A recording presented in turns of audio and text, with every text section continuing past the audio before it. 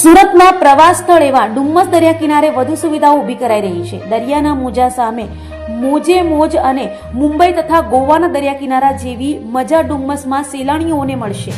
તો આવતા મહિને સુરતીઓને બીચ પર સાયકલ ટ્રેક સ્પોર્ટ્સ એક્ટિવિટી કરી શકશે.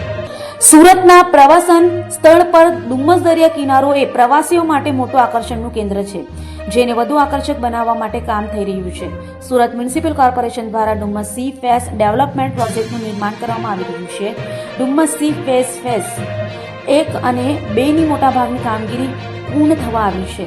તેના પગલે આગામી 15 ડિસેમ્બરના રોજ ડુમ્મસ સી ફેસનું લોકાર્પણ કરવાની તૈયારીઓ કરવામાં આવી રહી છે. આવતા મહિને સુરતીઓ અને ડુમ્મસ બીચ પર સાયકલ ટ્રેક સ્પોર્ટ્સ એક્ટિવિટી કરી શકશે.